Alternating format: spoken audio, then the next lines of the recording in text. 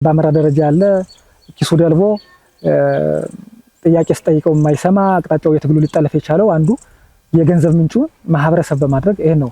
ሁለተኛው አውራ መንገዶችን በመጠቀም በቀረጥና በዘረፋ ነው። መኪኖች ይታገታሉ፣ ባለሀብቶች መንገድ ላይ ይታገታሉ።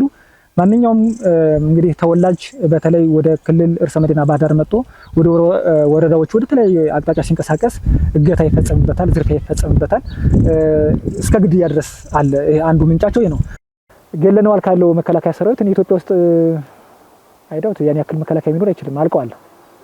ይሄ ለሞቅታ ነው ምልህ እንደው አንዳንዴ ያዝናናል። ቲክቶክ ላይ ተከሆነ ማህበረሰብን አንድ ቀን ሁለት ቀን ሸውዶ ትችላለህ፣ ሁሌ ግን መሸወድ አትችልምና ኮሜዲው ማሩ ሸት ነው የሚሉት እና እነዚህ በተለይ ሳይበር ላይ የነበሩት ውጊያዎች እንግዲህ ከውጊያ ስልቶች አንዱ መሆኑን ነግሬዋለሁኝ። አሁን አዋጭ አይደሉም። ምክንያቱም ውሸት ያደገ ሲሆን እውነት ይመስላል። ማህበረሰቡ ደግሞ ሲመዝን መርጦ ይወጣል ማለት ነው። ያም ይመስለኛል አንዱ ከማህበረሰብ እሴት ስለወጣን ማህበረሰቡ ሊደግፈን ያልቻለው። ሳይበር ለጊዜው ሆኗል። በተለይ ትጥቅ ትግሉ ሲጀመር ብዙ ከተሞችን የተቆጣጠር ነው በውጊያ እንዳልነበር ታውቃላችሁ። በፌስቡክ ነው፣ በሚዲያ ነው፣ በሰበር ዜና በውሸት ማለት ነው።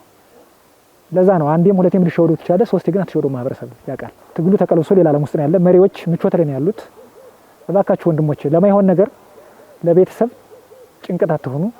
ኑ ሜዳው ሰፊ ነው፣ ኑ ተቀላቀሉ፣ የሰላም አማራጭን ውሰዱ። ይህ ትግል የትም አያሻግርም።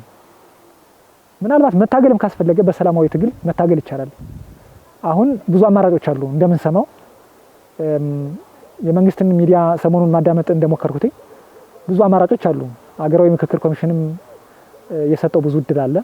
ሌላም የኢትዮጵያ መንግስት በተለይ ለዚህ መልሶ ለማቋቋም ጫካ ላይ ለቆዩት እሱንም የታድሶ ስልጠና በሰጠበት ወቅት አዳምጫለሁና ኑ ወደዚህ ጎራ ተቀላቀሉ፣ ኑ የሰላምን አማራጭ ተቀበሉ ማለት ነው የምፈልገው።